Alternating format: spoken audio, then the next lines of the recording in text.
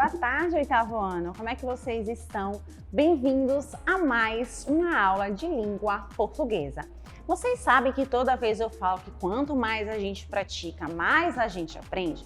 Pois bem, a aula de hoje é um compilado aí de atividades de assuntos recorrentes aí de aulas passadas, tá? Para vocês relembrarem os conteúdos e praticarem aqui junto comigo, pra gente não esquecer, tá? Então vamos lá. A nossa primeira atividade aí é sobre o uso dos porquês, né? A gente já tá na segunda atividade aí dos usos dos porquês, porque sempre há uma confusão. Vamos relembrar? A gente tem 4 tipos de porquê, né? A gente tem o porquê separado sem acento, né? Início de frases interrogativas. Esse porquê separado, sem um acento, também pode vir aí no meio da minha oração, tá? Quando ele tiver o sentido de por qual motivo, por qual razão. Eu uso o porquê junto, sem o acento, tá? No meio de minhas orações, quando ele tem o mesmo significado de pois. Eu uso o porquê separado com acento em finais de frases interrogativas e porquê junto com acento quando ele tem valor ali de substantivo, tá? Ele vem sempre aí seguido do artigo o. Então vamos responder as questões depois de relembrar isso aí? Primeira questão, por que ele sumiu da aula mais cedo?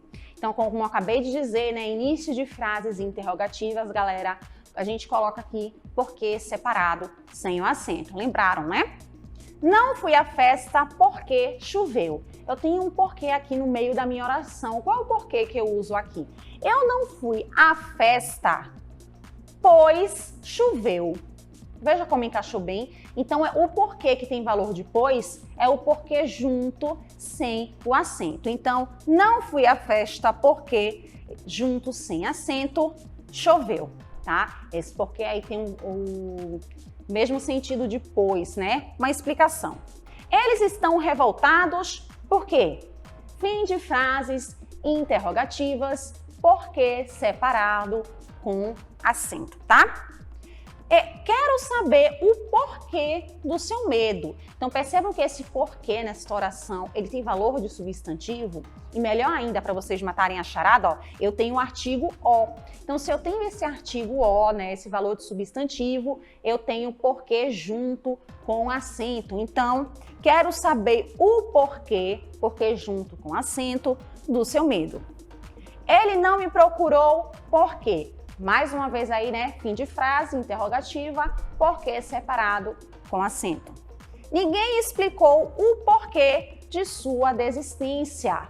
Mais uma vez, porque ali com o valor de sujeito, né? Eu tenho o artigo o, então porquê junto com o acento. Conseguiram relembrar? Tenho certeza que sim. Vou deixar as próximas aí para vocês fazerem sozinhos em casa. Então, as próximas. Desejo saber por que não compareceu à aula.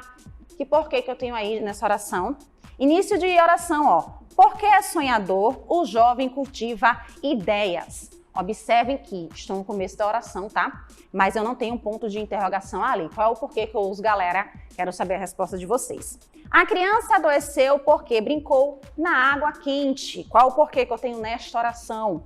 Por que você não tirou os pães do forno logo? Começo aí de frase interrogativa. Então, completem essas aí em casa sozinhos, tá? Vou deixar essa para vocês.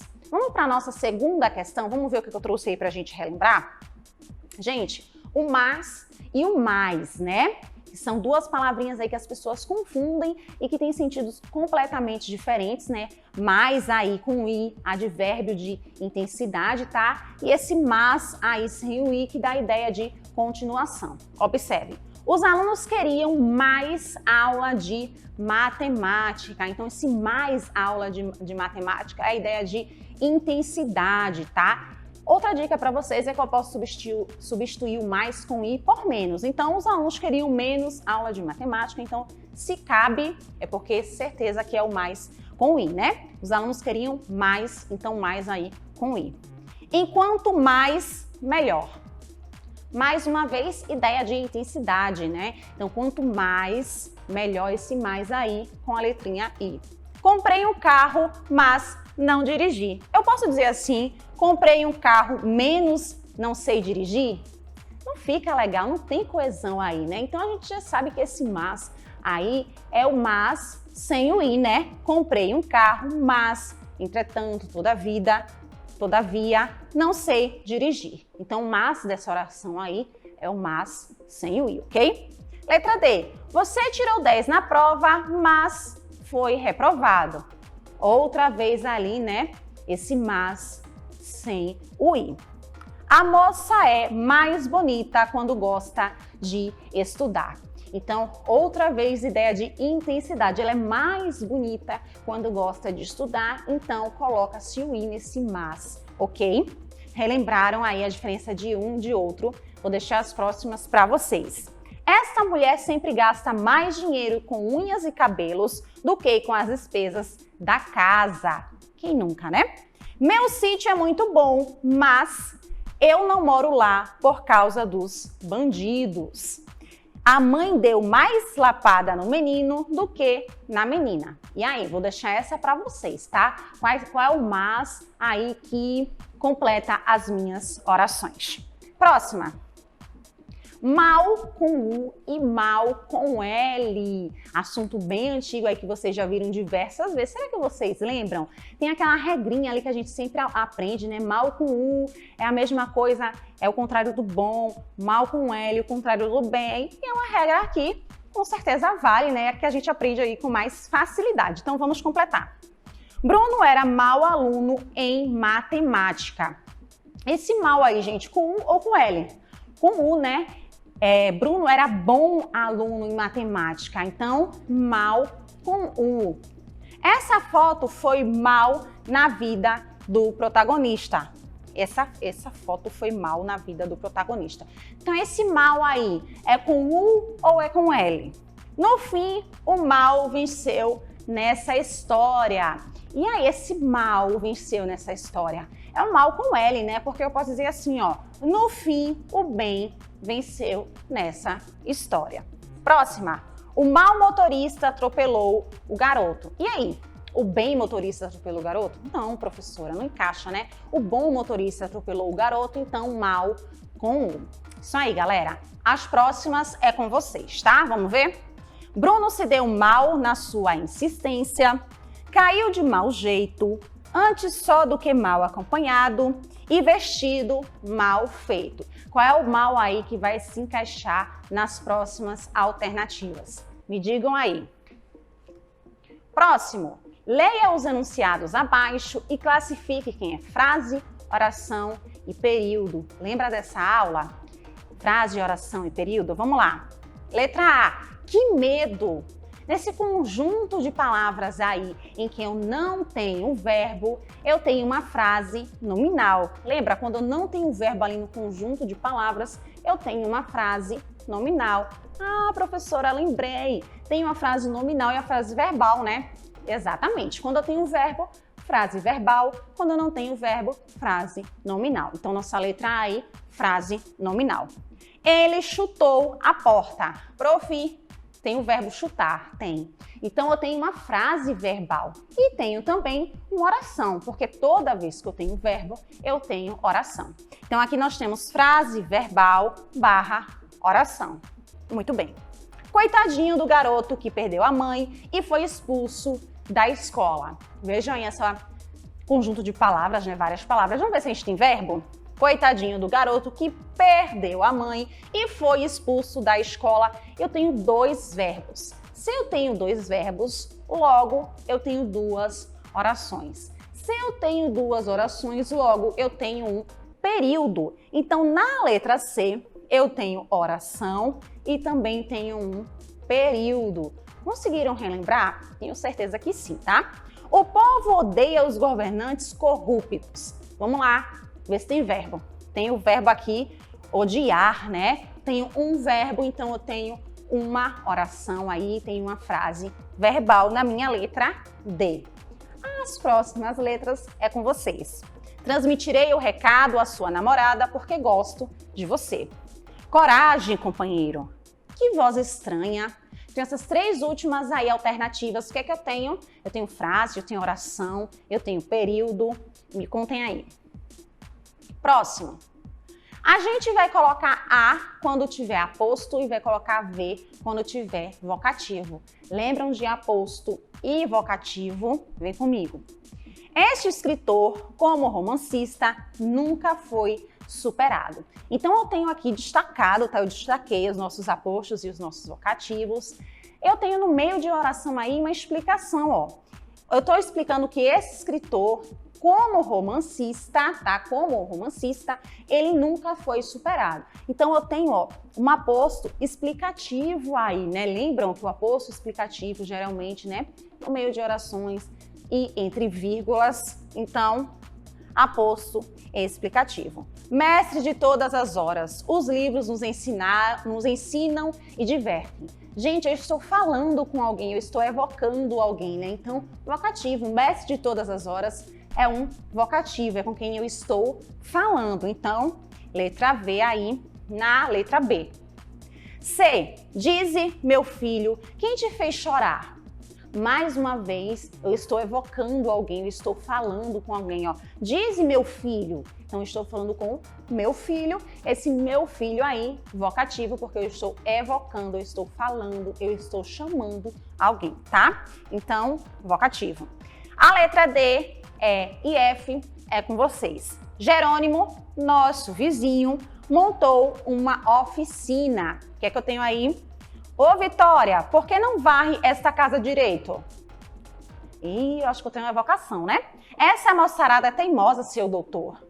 Muito fácil essa que eu deixei para vocês. Me contem, tem um vocativo ou tem um aposto? O que é que eu tenho aí nessas orações? Próxima. Sétima aí pra gente relembrar. Coloque entre parênteses se tá no modo indicativo, se tá no modo subjuntivo ou se tá no modo imperativo. Vocês lembram aí dos modos verbais? Vamos ver. Janete gosta de brincar. Percebam que o meu verbo ele está afirmando uma coisa. Então, toda vez que meu verbo está afirmando alguma coisa, eu tenho certeza daquela coisa, então eu tenho um verbo aí no modo indicativo, porque está me dando certeza. Pare de falar. Pare de falar. Eu estou expressando uma ordem. Então, toda vez que eu expresso uma ordem, meu verbo está no modo imperativo. Lembraram, né? Ficaria feliz se Lucas jogasse menos videogame. Eu ficaria. Então não é uma certeza, é uma suposição que eu ficaria feliz se ele parasse de jogar videogame. Então quando eu tenho essa suposição, essa dúvida, essa coisa incerta, eu tenho um verbo no modo subjuntivo, né? Lembraram? Vamos à praia amanhã. Tô dando uma certeza aí, vamos à praia amanhã, galera. Então, esse verbo que exprime certeza, verbo aí no modo indicativo. As três últimas, como sempre, eu deixo com vocês. Vou ler aqui, tá? Vá buscar o pacote agora. E aí, qual é o modo verbal que eu tenho? Estamos lendo sobre Machado de Assis. Achei melhor chegar cedo. Então, eu deixei três orações aí para você me dizer se está no modo indicativo, que é aquele que me dá certeza, se ele está no modo subjuntivo, que é aquele que me deixa ali na dúvida, que eu não tenho certeza, que é uma suposição, ou se ele está no modo imperativo, que é aquele que expressa uma ordem. Então, respondam aí em casa, tá? Próximo. Numere que sentido foram empregadas as palavras, se está no modo denotativo ou no modo conotativo. Lembram dessa aula? Modo denotativo, né? Eu te disse a dica aí de dicionário, né? Então, quando a palavra está no seu sentido real. E no modo conotativo, tá? Quando a palavra ganha um outro sentido que a gente chama de sentido figurado. Então, vamos ver as nossas orações. Estava tudo em pé de guerra. Quando eu digo que estava tudo em pé de guerra, eu quis dizer que estava uma zona, que estava uma bagunça, que não estava nada ali nos conformes. Então, a palavra pé de guerra aí, gente, ela ganhou um outro sentido, né? Então, eu tenho aí o sentido conotativo na letra A. Letra B. Ele está com a corda toda. Então, ele está cheio de energia. Ele está hoje daquele jeito que ninguém segura ele. Então, com a corda toda, mais uma vez, sentido denotativo na nossa oração. Este cavalo venceu a corrida. A palavra cavalo aí tá empregada no sentido do do animal mesmo. O animal, o cavalo, ganhou a corrida, então está no sentido real da palavra, então eu tenho uma denotação, ok? Letra D. Você foi um cavalo durante a partida. Você foi grosso, você foi mal educado, você foi um cavalo. Então a palavra cavalo aí tá no sentido conotativo, né? No sentido figurado. Conseguiram relembrar, né? Vou deixar, como sempre, né? Como de costume, agora as 3 últimas para vocês. A bateria das crianças parece não acabar. O que é que eu tenho aí? Uma conotação ou uma denotação? O alpinista conseguiu escalar a montanha. E esqueci as chaves do carro em casa. Então, nessas orações aí eu tenho sentidos conotativos ou denotativos? Me respondam aí. Nossa última questão aí para terminar esse compilado de questões que a gente relembrou várias coisinhas é sobre o quê? Vamos lá, marque a única alternativa correta sobre o texto abaixo. Então, a gente tem apenas uma alternativa correta. O que é isso, mãe? É o seu presente de aniversário, minha filha. Vamos ver as alternativas? Os travessões foram usados para indicar a fala dos personagens? Sim, né? Eu uso travessão para indicar a fala de personagens, então a letra A, ok. Vamos ver a próxima. A vírgula na segunda frase indica a separação de um aposto? Não. Aqui está indicando a separação de um vocativo, ela está evocando minha filha. Então, nada de aposto aqui, né? Na segunda oração eu tenho vocativo. Então, letra B, errada. A interrogação na primeira frase está errada, pois nela não há uma pergunta. Quando ela diz, o que é isso, mãe? Pergunta, né? Então, também a alternativa C, errada. O ponto final não indica um pensamento a ser concluído? Também errado, né? Então, a alternativa correta aí, letra A, tá? Uso dos travessões, né? Uma de suas funções, iniciar aí a fala de personagens. Viu como nessa aula a gente relembrou várias coisas? O uso do porquê, o mas, mais, mal com U, mal com L, pontuação, aposto e vocativo. Por isso que eu digo para vocês que é sempre bom a gente estar praticando, né? Porque a gente vai praticando, vai relembrando, vai aprendendo cada vez mais, que chega no ponto que a gente não esquece. Então, continue praticando aí em casa e eu encontro vocês numa próxima aula.